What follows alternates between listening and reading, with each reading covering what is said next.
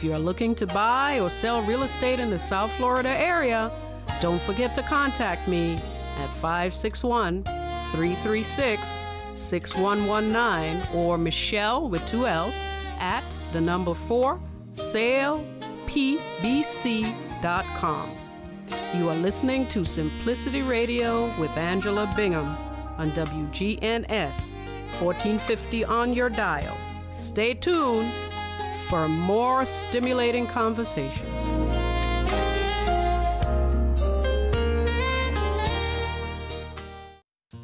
It's not just your home or car. I'm State Farm Agent Emerson Williams. We see your home and car as the time and memories that you put into it. Give me a call at 615-459-2683 and let me help you give them the protection they deserve. Hello everybody, this is Coach Scott Oatsfall with LT360, and we are proud sponsors of Simplicity Radio with Angela Bingham.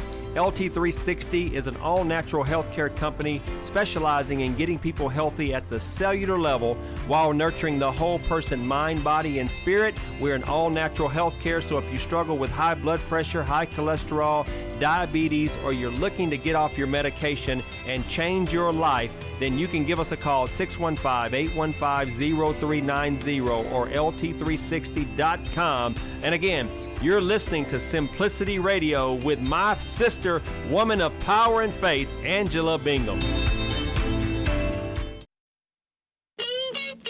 You're listening to Simplicity Sunday with your host, Angela Bingham, broadcasting live on your good neighbor station, News Radio WGNS, every Sunday from 6 until 7 p.m. Thanks for tuning into the show, and remember, 1 hour of simplicity can change your life in Jesus Christ.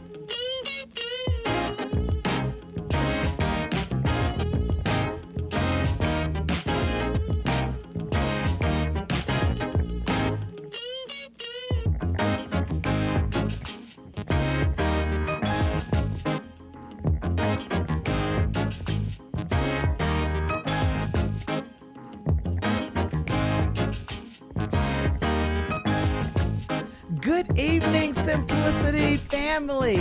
We are here at WGNS Studio live, and I am Angie B., your host, along with my co-host, Angie Renee and Missy D and Taylor. Yes, and you're in for a treat when I say that the best of the best is at Simplicity's desk today. I mean what I say, okay? And thank you for listening with WGNS Radio, FM 101.9, AM 1450, FM 100.5. And some of you can tune live with us on YouTube. Yes, youtube.com /at News Radio WGNS. If you want to stream live, WGNSradio.com, scroll on down and hit Simplicity. And now Angie Renee will tell you where else you can find us. We are growing, y'all. We are growing and glowing. Yes, we are. Absolutely. You can find us on Instagram at Simplicity Radio. You can find us on Facebook at Simplicity Sunday on WGNS. And you can also find us on streaming services Spotify, Apple Podcasts, YouTube, iHeartRadio, and Amazon Music. Yes, we are on. Hey, listen. We're on a roll. And we ask God to enlarge our territory. Yes, indeed. When you ask God that, prepare for that. Mm-hmm. And, you know, I just want to be obedient to where he leads us and not get it twisted that it is God that is in control of Team Simplicity. And our desire is for you to simplify your life with Jesus Christ every single day. Yes. And yes, it can be done. Sometimes it's difficult, but it is doable. I promise. And when you know your purpose, simply God has a plan for you. You live in that purpose. He will give you power to do it. And when he gives you power to do it, you can do it anywhere. At any time. Right. You know, God, he has it in us. And he wants us to use it just like that. And then when he gives you the power, he'll give give you the passion to do it. That's You know right. how somebody just loves what they do and they just look like they're having fun, and God just make it look easy. Yeah, they wear it. They wear it and they care about it. That's right. And when you have your plan of God, the purpose that you're living in, the power to do it, the passion, and he'll come along and slap that supernatural piece right on it. And I'm telling you, nothing can separate you from the love of God. And don't fool yourself. People are out there and they can be right in your church, right in your family. And sometimes people just try to work your last nerve. But what you have to do, don't give up your peace. And you know, when people used to say, I gave them a piece of my mind. And then when one day I just sat and thought about that, I said, a piece of your mind? You're giving up your P-E-A-C-E. That's right. You're going to be left in pieces. Pieces. P-I-E-C-E-S. Broken.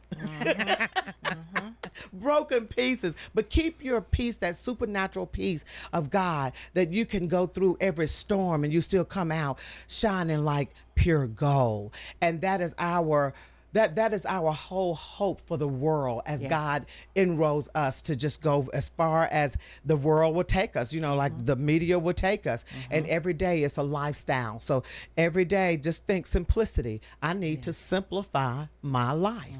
All right? Now we're going to talk about what we're talking about, because today we just decided to do, you know, what are the young people going through? What are they dibbling in and dabbling around?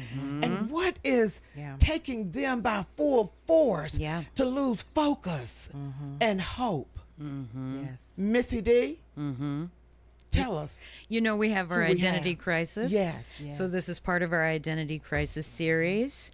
So tonight we have very special guest, Dalton Barrett. Yes. In-house. So Dalton Barrett serves as the student pastor at New Vision's Buchanan campus, where he partners with families to inspire a profound transformation in their children through the message of Jesus. Amen. Amen. His role focuses on energizing middle and high school students, fostering their enthusiasm for the gospel, and guiding them in their spiritual growth.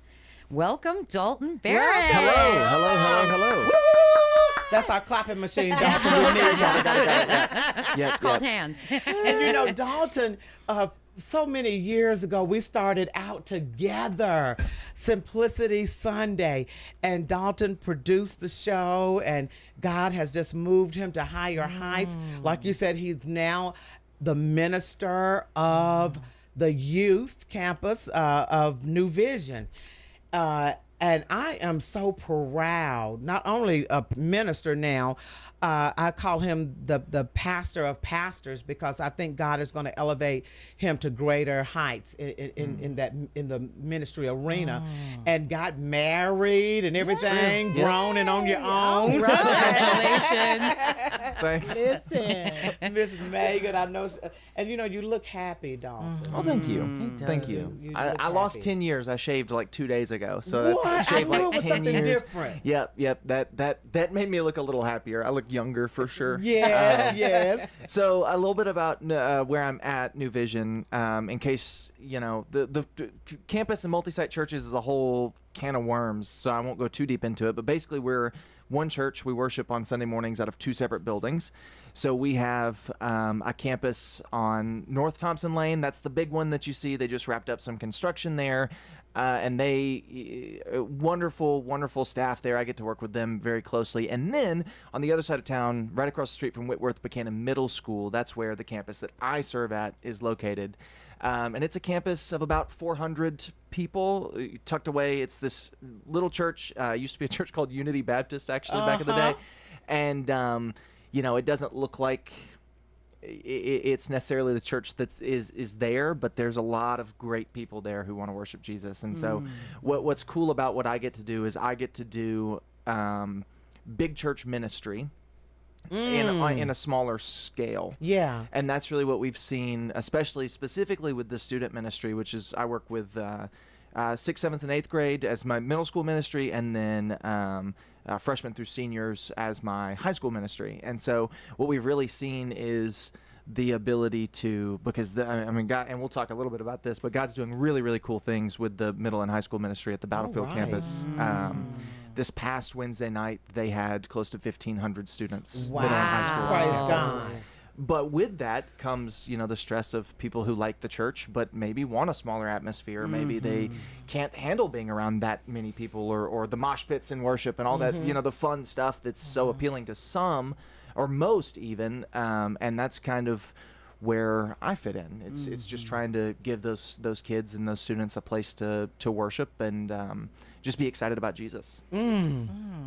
So yeah, that's a little bit about what campus ministry is, and Yes. it's different. Most Yeah. churches don't do it. It's a newer trend, but it's one that when I first started, man, it was the hardest thing for me to wrap my mind around. But now I've really come to kind of love it. So that's it's very awesome. fun. I love that you said the Battlefield campus. I know it's across the street as the Stones River Battlefield. Yes. But it's so appropriately named. So Right, I like right, that right. because that's where you're going to battle every time you walk Yes. into the doors. Yep, it is, and like I said, it is. God is doing really cool things there, and I'm lucky that I get to work with the team of people who are over there. Some of the most amazing pastors and ministers I think I'll have the chance to work with for the rest of my life is the student team there. Ross Harvey, he officiated my wedding. Oh yeah. I interned for him for 2 years. Todd Briner, he's the head student pastor there, so he's kind of my equivalent over at that campus. He's one of the most brilliant people when it comes to ministry and how that works. Anytime I have a question that's ministry related, he's the guy I go to, because you'll tell him an idea that you have, and he'll every time without fail, he's got the sprinkles to go on top of the ice cream to turn it from a good idea to a great idea. He's amazing. And then Ross Harvey, he does middle school ministry there, and he's the guy who taught me how to interact with students pretty much entirely. He taught me how to speak, and he's a wonderful, wonderful guy, and he really cares about his ministry. And then Caleb Smith is the high school associate, or the high school pastor over there now. So he works with specifically high school ministry, and him and one of my closest friends, Delaney Degelo, she does they do high school ministry together. She's the minister of high school. And that team, I think, has really brought an energy there that kids and students are responding to. Like I said, this past Wednesday, they had, it was 600 middle school and close to 1,000 high school students on campus. Praise God. In a worship center that only holds 1,600 people. Wow. I mean, it's, for a student ministry to be packing out your sanctuary is a pretty big deal. That's so I want to shout phenomenal. them out. Yeah, That's they're phenomenal. They're a wonderful team. Yes, I like how you said that they love Jesus. When you're talking about your team, the leadership team, I can see the energy, the love that you all have, the connection that you have. So when they come in, that energy is already there. Yes, absolutely. And they've we all pretty much started at the same time, and so I'm lucky. I get to work with two separate teams. I work with them really closely, and then I work with the staff at our Buchanan campus.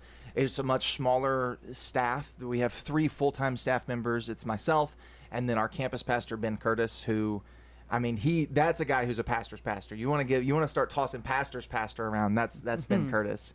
And Ashley Jennings is our children's director. We're the full-time children's and preschool director. Sorry, we're the full-time staff members there. So me and Pastor Ben are really the boots on the ground pastors Right. on a Sunday morning. So there's a lot of things that I get to do being at a campus that I probably wouldn't if I were at a larger church.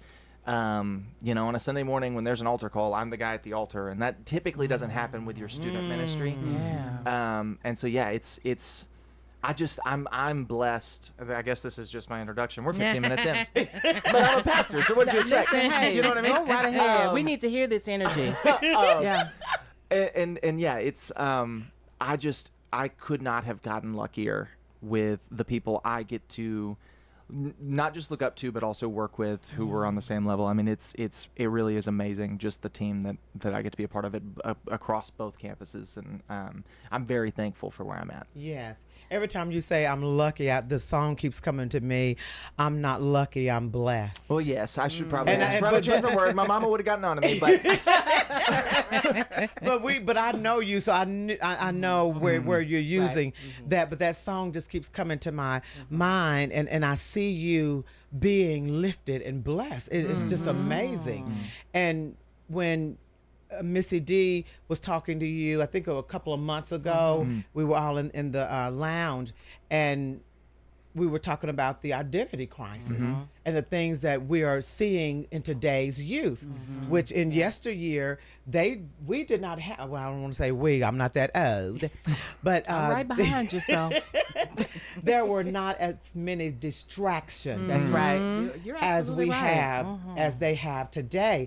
And I would like for the older generation to show a little bit more mercy. Well, and Listen. I would argue that there were different distractions. I agree. I don't know that there were less. I think it's really easy. It's just easier. It's really easy for Yes. us to, and as I get older and you know, I work with younger and younger people each year, and each year, the year that they were born surprises me even more. As that happens, it's that is so true. it's I catch myself. It's really easy just to jump in and say, well, when I was younger, we would never have done that, and I would have never Yes. talked to my mama that way, and but there were other things. There were other things that I was doing that I shouldn't have been doing when I was in middle school, and I think that cycle continues. But everybody wants to be the good guy, right? Like that's kind of the been the problem throughout all of history is we want to be in charge and we want to be the good guy, and so trying to combat that in ourselves while also calling this younger generation up to something better, I think is the challenge. Absolutely. I have this conversation a lot with college freshmen who have graduated from the ministry who are now serving, because I typically will have them serve with our middle schoolers, and they always go in just really excited. They're gung ho. They're pumped up because they're excited to get to serve in the ministry that changed their life, which is wonderful, and it's beautiful that that they get to be that excited. But they're talking to a sixth grader and trying to help them experience the same life change they had as a junior in high school. Wow. And you're not going to get that from No. a sixth grader. You're not. They're, Absolutely not. It's Now, just- they may accept Jesus and they may have these spiritual transformation moments, and I'm not trying to shortchange what the Holy Spirit can do, but they want to goof off and they want to play board games and they want to talk about Jesus when it's time to talk about Jesus, and then they might be a little awkward in worship, and then they're going to go play basketball after service, because that's the way their brains are wired. I mean, they're That's middle right. school, and so I think as I've been having that conversation, it started to kind of hit me. I think that some of the way that I respond to younger people is kind of based in that same mentality. I want you to take Jesus as seriously as I take Jesus. I know it. And that's true. Now there are some adults who I think that about, but Amen. the capacity of a middle schooler or even a high schooler to an extent is never going to be what we have. And for I don't know everyone in here's story, but for most of us, we were saved in high school or middle school or even as young adults, and now that right. was 10, 15 years ago, and so we've had 10 to 15 years of spiritual development or more, and and we've had this chance to foster our relationship with Jesus that these students haven't had yet. They're not there yet. They're not there yet, and so we have to be careful with the expectations we place, but we have to balance that with how do we call you up to something greater, and I think that's the big thing is calling up versus beating down.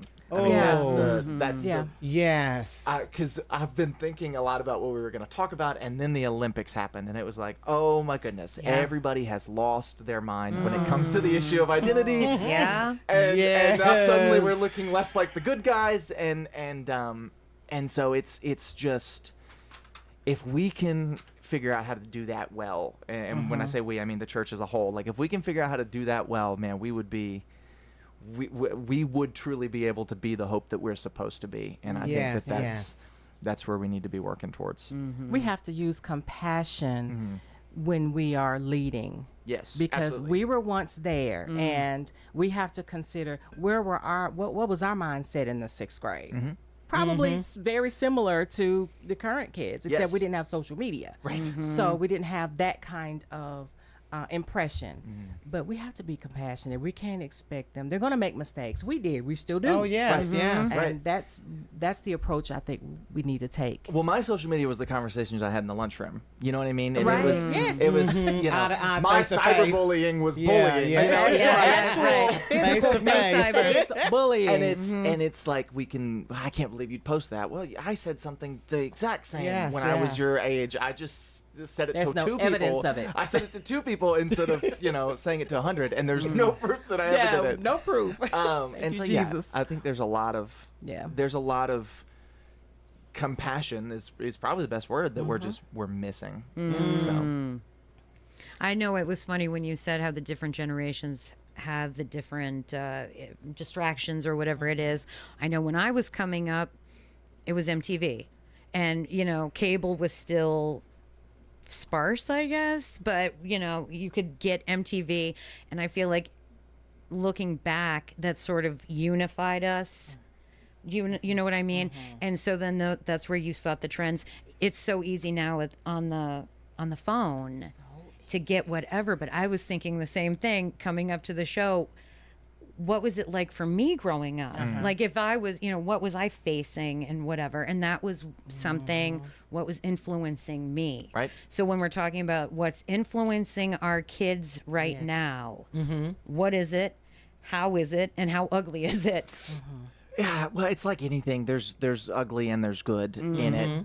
There's a great resource, and it's free for parents. I give it to all of my parents. It's called Access Resources, and it's a wonderful. It's incredible. So they send out these weekly emails, and basically they have full-time staff people, and it's a Christian organization who check social media trends, and they this is the song that's most popular right now, and this is the song that's most popular for TikTok audio, and this is the one that's on the Billboard Top 100, and here's 3 questions to talk to your child about, because they've already been exposed to this, and we can know that they have. So here's how you have that conversation, and does this glorify God? Why doesn't it? And so it's that's how I stay up to date. They also do, and this one's been very helpful because when And say that one again. Axis, AXIS resources. Okay. And so they have like slang, which is that's the big one. That's been the hardest thing for me to keep up with is the slang. The kid the other day we were talking, and he said, "Okay, chat," and I was like, I don't know what that means. And I did live streaming and radio for years, and I still didn't know what it meant. But yeah, so it's like they keep me up to date on that, and if it's an actual like, well, your kid probably shouldn't be saying this slang term versus this one's just means this, and so the biggest influences right now, if I had to pick just one social media that would be the biggest, it's TikTok, of course. Yeah. It's everywhere. It's short form content. It's designed to make you keep scrolling.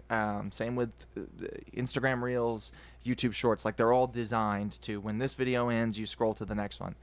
And because of that, it's become, just because they were the first people to do it, it's become just this content mill. And a lot of it is content made by businesses. A lot of it is secret content made by businesses. A lot of it is private people doing it, but you don't know what you're going to find. And it's a perfectly designed algorithm. So if you watch a video for a second longer than you watched the one before it, it's going to show you more of that video. Lots of it. Yes. And so it's there's good and there's bad in it. I know churches that use TikTok and they'll put clips of their sermons, or they'll put little short messages to people. There's Bible studies on TikTok. There's all kinds of good in there, but juxtaposed with that is literally anything that you could ask for. I mean, it's all there. If you want to find the good, you'll find it. Right. And that's the difference between MTV and your social media. MTV, they had one thing that was on at all times, whereas this looks different for literally every kid. Everybody. Lots of options. Yes. Tailor-made to you, Yes. trying to read your mind. And it's not even necessarily that you are picking what shows up. It's it's picking it for you, because it knows your mind better than you know. Right, selecting your content. And so I think the danger with that is you can just fall down rabbit holes. Sure. Yes. That you're not intending to fall down, or that you're not planning to fall down. You just you this was interesting to me. Yeah, I remember back when TikTok first came out, I had it. I was like 20 years old, but and I remember like I'm not a fisherman. I'm not a big fisherman, but I remember being really fascinated with the videos of people fishing. And within like a month, my TikTok was just dudes fishing. I didn't even know that was something I wanted until it told me that it was something I wanted to see. And so and the algorithm is still that same kind of thing. So that's where I think most of the influencers are coming from, even to the extent what song is popular is not what's on the Billboard Top 100. No. What song is popular is what song is trending on TikTok. That's right. You can see on Spotify they've got playlists, and the top songs on Spotify are never the same as the Billboard Top 100 because it's always the top streaming on TikTok. That's interesting. Yeah. To slang terms, those are mostly coming from that arena. If one person says it, it's funny, it takes off, everybody says it, it becomes a trend. Yeah. Everybody's using it to create Yes. their own content. Right. Well, how do we, like we keep saying identity crisis, and we're looking at the things that are bringing their attention and telling them who they are or what's going on with them. How do we take that and still build a solid foundation for the younger generation to know who they are? Yeah. Well, here's the hard part. At 12 years old, at 15 years old, even at 17, 18 years old, nobody knows who they are. Right. I didn't know who I was. I was up to all sorts of stuff, but I could not have told you this is who I am. Yes. Even there are days today, and I'm 25 years You old better now. say it. I already know what you're I'm going to say. I'm a quarter of the way to 100, and there are days I don't know who I am. Yes. Outside of, well, this is my job, and this is, my family, but, what am I interested in? The question, yes. That question is so difficult to process, and it's even more difficult the younger you get. And then we cross over to the spiritual side of sin and brokenness that's in the world, and the confusion that comes with that. I always I teach it this way. Anytime I'm talking about identity, there is absolutely no reason that any human being should feel at home on planet Earth. Because we're perfect beings made in the image of a perfect God, living in a broken system in a broken world. If we felt at home, that's a problem. That means we're too close to our sin. If we feel at home. Yeah. And so what we see is it's a perfect storm. We have young people who are more isolated than ever.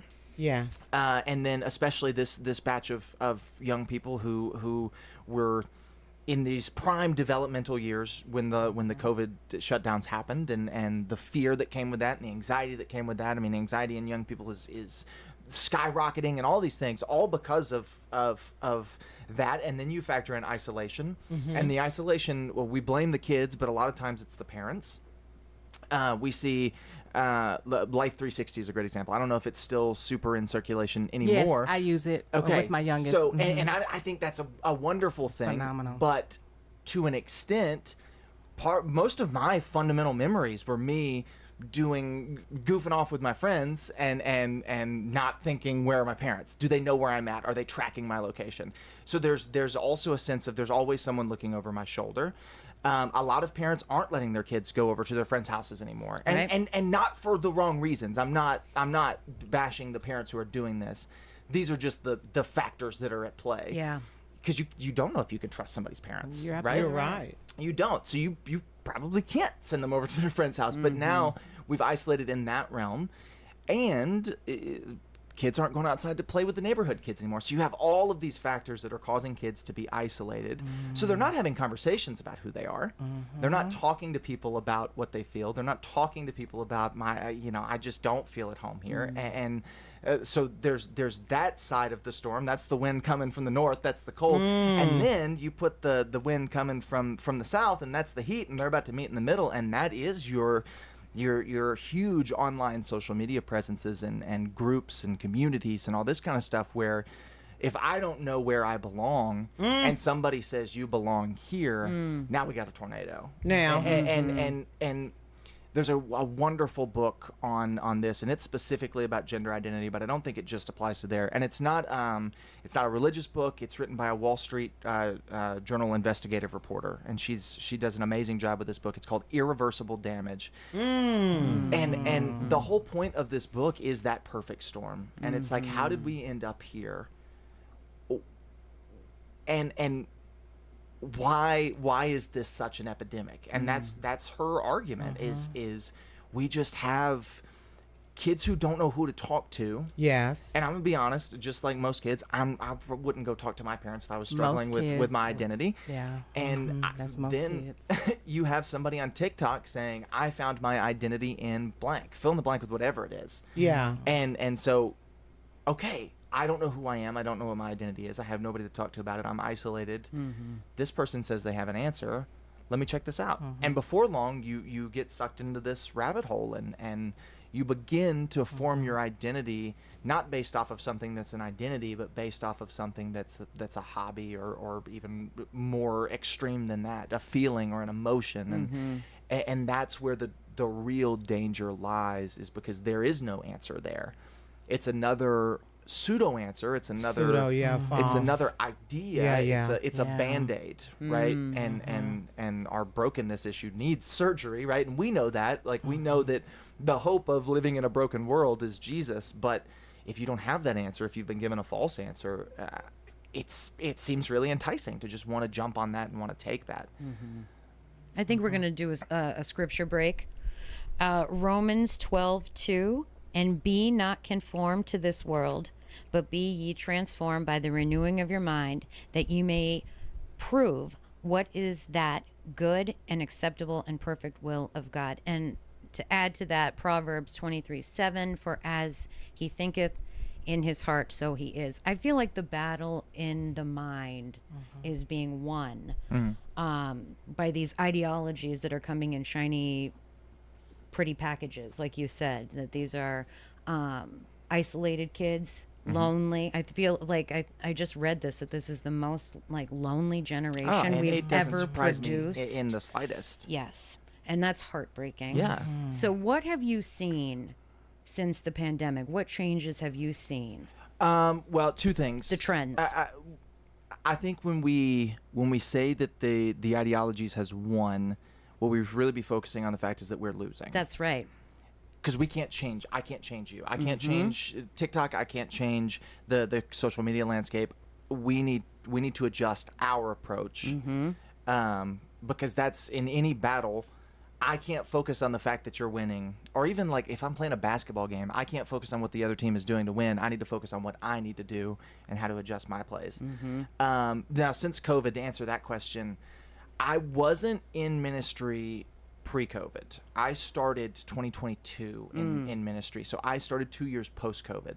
What I will say, in just the difference I've seen, it's anxiety and it's fear, and I can't say I blame the kids. I mean, these kids were, if you were 12, you were 8 years old when the pandemic hit at first. And so you're 8 years old. These are prime developmental years. Your parents are scared. The news is telling you how many people are dying. You get pulled out of your school and taken home for something that you really don't have the ability to understand or process. The rug got pulled out from under them. Yeah, right. And then you lose a year. Right. You know, you essentially, or more. And everybody feels that way, right? I think everybody I've talked to about COVID, they say, well, I just feel like I lost a year of my life.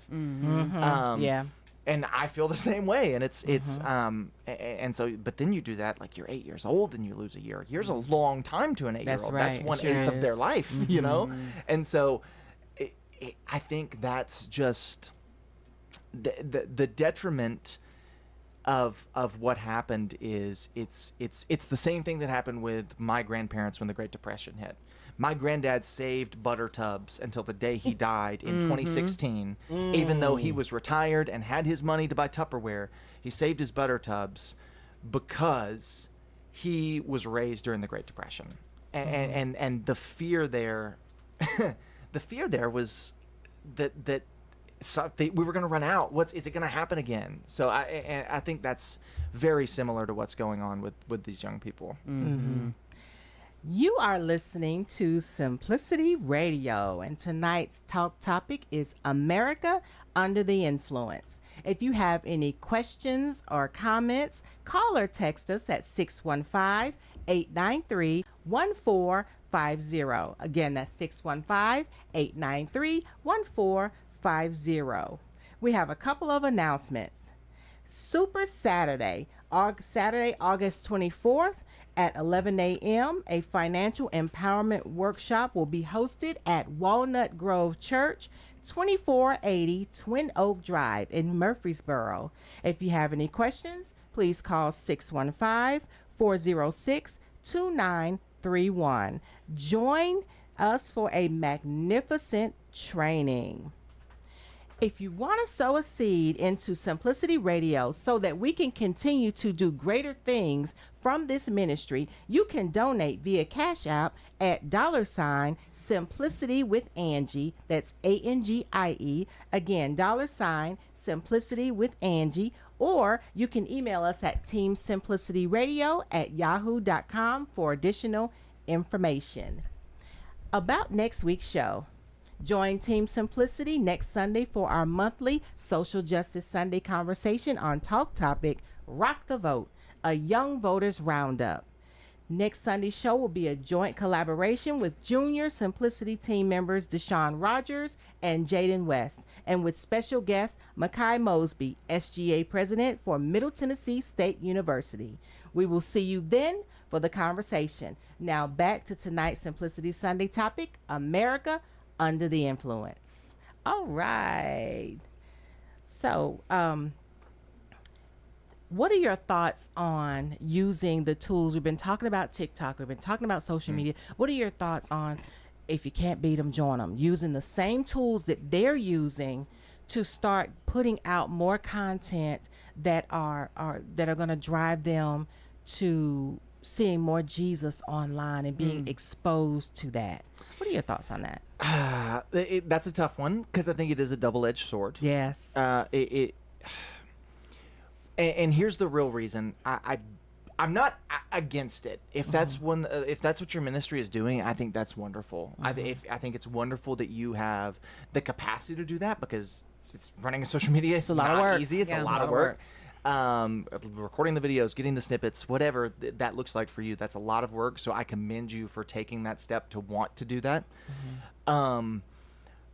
I think with this thing specifically, because there's a lot of areas where if you can't beat them, you probably should join them, and like, let's use this as a tool. I think Jesus used that in his ministry. Paul used that in his ministry. The best example I can think of with Paul is the fact that his name, right? We say that, God changed Paul's name, but that's not in Scripture anywhere. Paul went by a Greek name, right? His name was Saul, and that was his Jewish name. When he was going to speak to people in Greece, when he was speaking to Greek-speaking people, he used his Greek name. So there are elements where I should probably have a social media presence as a minister. Like, that's probably something I should do for my ministry. That being said, I think with this, making that my main form of outreach is dangerous because it's part of the problem, right? I think like live streaming, church live streaming is wonderful, and it gives so many people an option who can't be there, right? If I'm sick on a Sunday morning, I can sit at home and I can make myself a cup of coffee, and in my pajamas I can go to church, right? However, does that give me an excuse to become more isolated, right? And if I'm a young person, does that give me an excuse to become more isolated? Where what we really need to do, I think, the primary goal of any ministry, but especially with young people and students, is we need to be bringing them together, right? And creating a space where they can come, where they can have conversations with people, where they can, instead of relying on the algorithm to tell them how they're feeling, maybe they can text a small group leader, or they can text a minister, or they can text somebody else who's their age, who's struggling with the same things. Because what the storm that's happened, right? We talked about, like, it's pulled everybody away and it's isolated these young people. Maybe the church can be the place where we unisolate them. And if we can get to the point where we're wanting to do that, because that's a whole other discussion, is most people in the church don't want that to happen. But if we can allow that to happen, then I think a lot of the issue is going to be not resolved, but it's going to be softened, because we're helping to bring people together.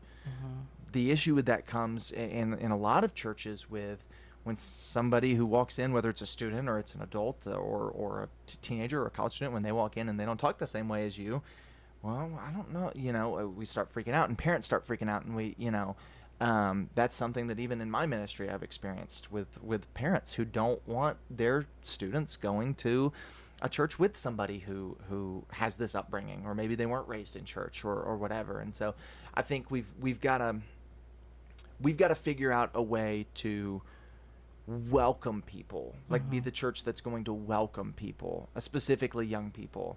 I think student ministry should be a priority at every church that has Yes. parents of teenagers. It should be a priority. It should be on your docket. Maybe not number one. I think there's probably other things to focus on as far as family ministry goes, but it needs to be something that you're focused on, because that's the place where you're really going to begin to see, number one, the softening of the hearts of the parents, and you're going to begin to see God really begin to move through the students who are there. Every great revolution in history was started by people who were between 16 and 23. Like wow. it's those are the people who are going to make a difference. Now our role in that as grown people is to help rally the troops, right? Like that's why I said, I can't remember exactly how it's worded in the bio I sent over, but it's part of my job is to excite students to share the gospel with their friends. Yes. Yes. And we do that in lots of different ways, but I tell them all the time, don't invite a friend of yours who you think is going to say yes to coming to church. We don't need them here. They've got a church probably. They have a student ministry. Right. We're not trying to fill seats. We're trying to Change hearts. we're trying to excite people for the gospel of Yeah. Jesus. Amen. Like, we're all starving, but we know where the bread's at, and so invite not somebody who's stuffed, but invite somebody who's hungry, and that can ruffle some feathers sometimes. Yeah. So, and I completely understand it should never be your priority, but I'm just thinking about those young people who can't get to the church. You can't reach them. They don't have anybody to bring them. They don't have that support at home. As far as social media becoming a space where you can connect with them, because Yes. most kids, not all, but most are on social Yes. media. And it is. That's why it's such a challenging thing. Yeah. Because, and I know even adults who have fallen, well, we all know adults who have fallen into this because we've all been on Facebook in the last 2 years, or for 5 years, but the danger in online ministry in any capacity is you don't know what the next video in the algorithm is going to say about what you just introduced somebody to. I don't know if I put up a video and I'm teaching on the parable of the Good Samaritan. I don't know what this social media platform's algorithm is going to recommend to you next.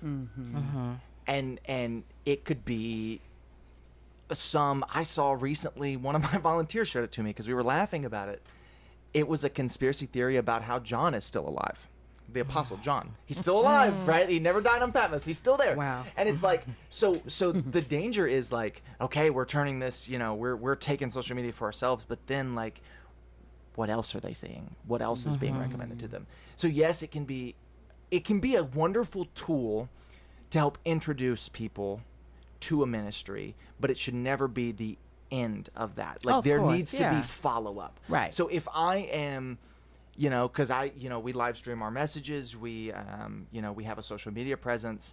My Instagram exists as a tool to hopefully get you to come on a Wednesday night to service. And if it's less than that, it's not that it's bad, but I can't disciple you if I can't talk to you. Right. And so I think that's where we've got to, because it's not just about, telling people about Jesus. It's he says make disciples of all nations. Got to make that connection. You've got to make the connection. You've got to have conversations. You've got to help teach people. A new Christian, they need to be taught. And so, if done perfectly, I think it's excellent. If done poorly or without follow up or without a next step, this is the same thing. I've had conversations with other pastors. If I stand up on a Sunday morning and present the gospel, and 4 people in the congregation get saved that day, but I have no follow up, really all I've done is create 4 confused people.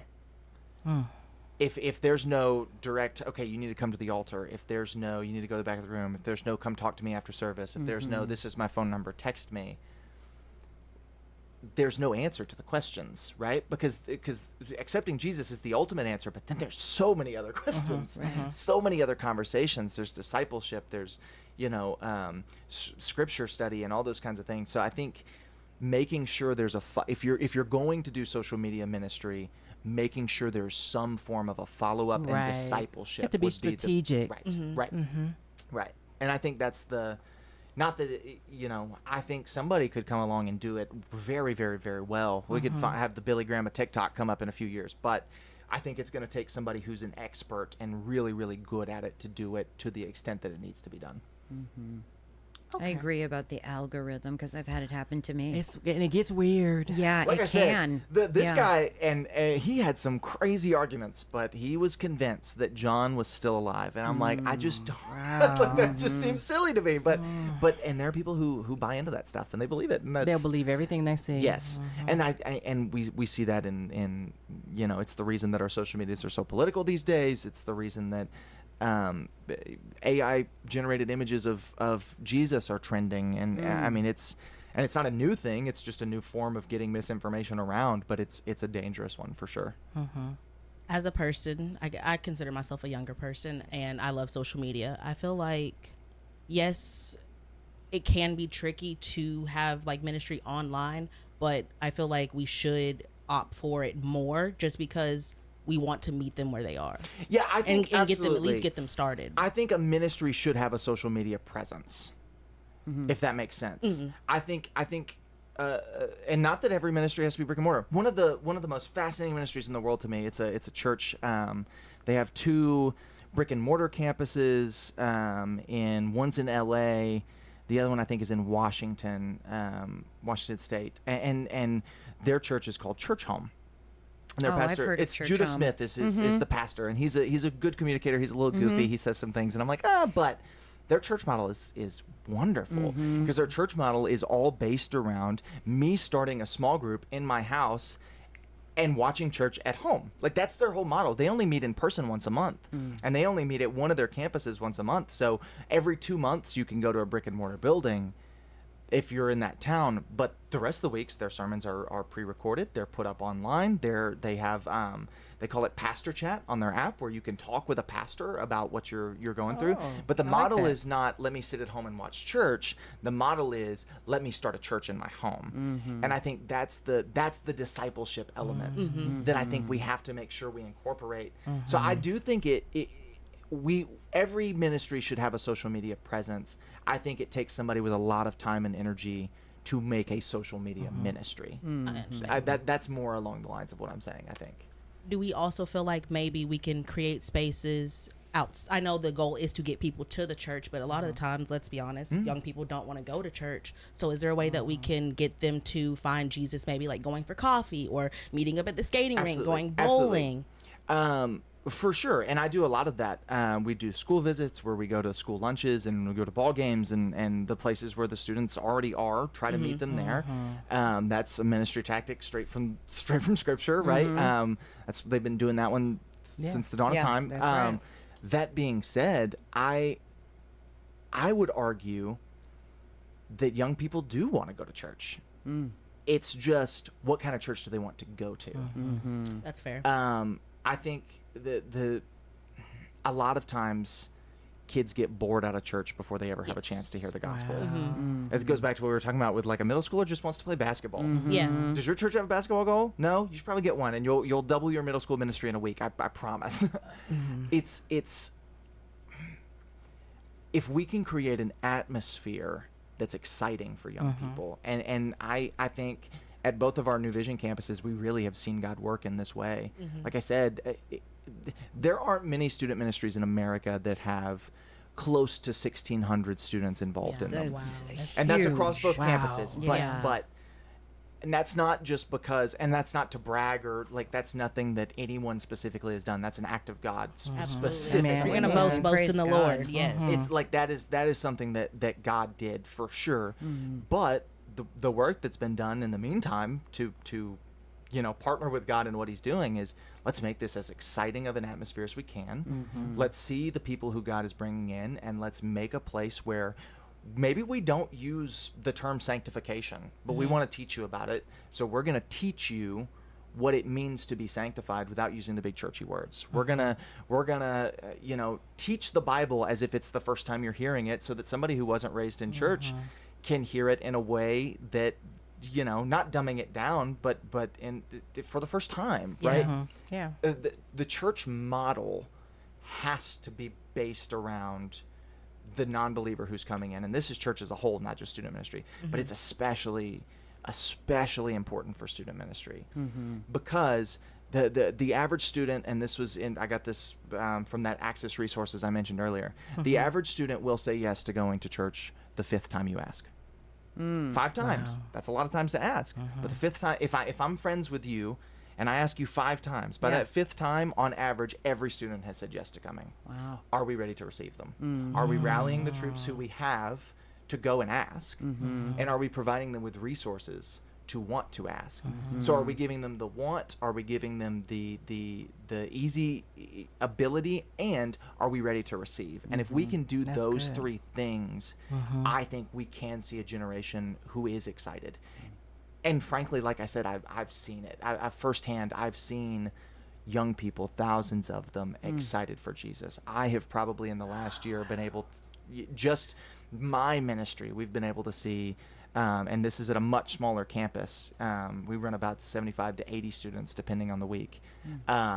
15 students go through the waters of baptism. At our other campus, hundreds and hundreds of students go through the water of baptism.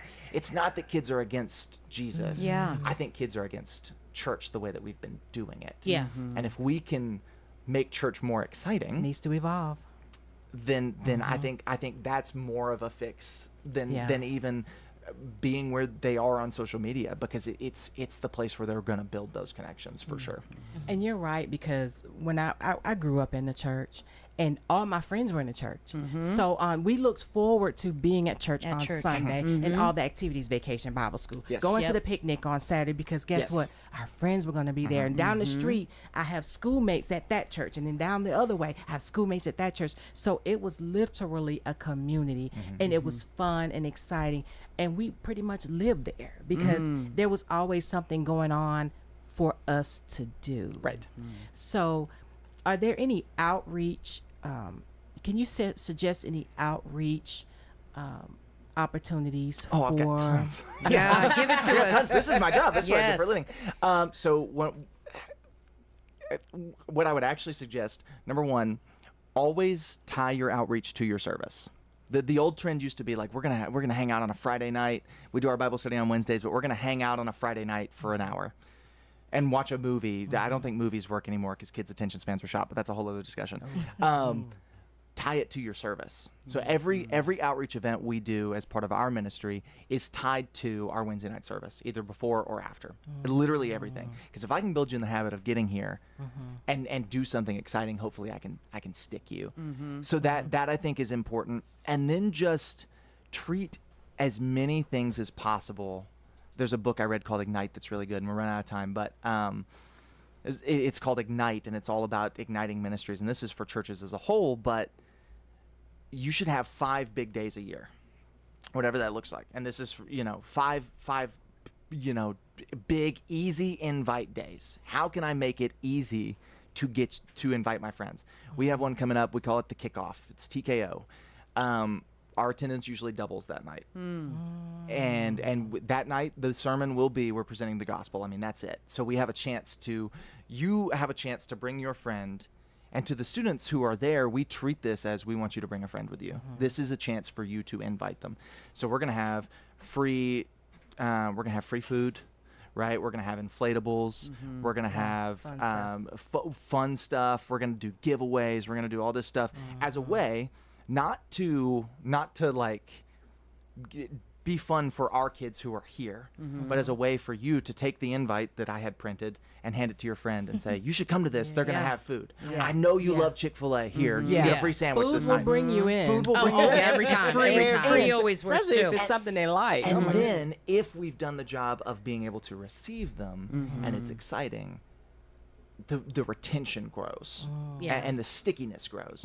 I've rented foam machines that just blow out big, battles of soapy foam, and we call it foam party. We do that one every year. I've bought powder paint and mixed it up, and you throw powder paint at each other. We call that one paint war, and we do that one. Look, I'm making notes. I know, right? and that, I mean, if you just Google student ministry outreach event ideas, there's a plethora. You can find a ton of them. You can design merch and drop merch and treat that as an event because kids get free t-shirts. Like, you can do literally anything if you plug it as an event. Yeah. But the thing I would most recommend is tie that in with what you're doing. Because if you tie it in with what you're already doing, then you have a chance to present the gospel, and you have a chance to help retain more of those students. I was going to ask you about the retention from the events. Yeah, I mentioned the ministry I'm at. We run about 75 to 80. 2 years ago, when I first started, there were 18 students at our church campus. Praise God. So I don't know what that percentage is. I'm not a numbers guy, but I've seen it work. And then you have to put in the effort. You have to, you have to, while those kids are there, work your tail off to talk to them, to pair them with an adult leader, to pair them with other kids. Like, it's hard work, but it's all of the things we talked about. We know the ache of the society, and it's loneliness. How can I make you less lonely? While you're here and I'm in charge of you and I'm loving on you, who can I pair you with? And so I think that's what it comes down to. It's not just about fun. It's about connection and community. And so if we plan something fun and exciting, but then use it as a tool to create community, I think that's where the answer is. Yeah. And that's what we had growing up. Absolutely. had. The village. Yes. Absolutely. Yeah, Yes. the Where it's proven and it works. Yes. When you said earlier, it made me think, with plain speaking, after the Reformation, that's what it was. When people started, just speak plainly. Oh, yeah. And anybody can understand Yes. that. Just break it down. And hey, maybe you don't teach to students out of the same translation of the Bible you teach to adults with. Maybe you have to do that. Yep. You're right. Maybe you bust out the old NLT, which is a Baptist curse word, but like, And sometimes you have to do with the language we understand, what they're speaking today. And I think that's a huge one. And then just communicating in a way that's exciting and stuff too. Yeah. But it's all about knowing what, and this will last forever, not just in the current climate.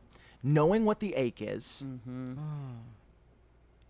and helping lead people to the solution, which is Jesus. So if I know the ache is loneliness, and I can bring you to a community, that's my job as a person who's a follower of Jesus. Absolutely. And ladies and gentlemen, we sure hate this time. I hate to say we are not out of talk, but we are out of time. Fabulous, fabulous. We must continue this. And I just want to give a short announcement. On this coming Sunday at 9:50 at Allen Chapel in Murfreesboro, Tennessee, I will be the Women's Day speaker for that. Come out, wear your purple, come as Meet you us are. there. Meet us there, and we just want to share God's love. Thank you, Dalton Thank Barrett. you, Dalton. And we will have you back. And Jackson, our producer, does everything in a spirit of excellence. Thank you, Team Simplicity. And remember to simplify your life.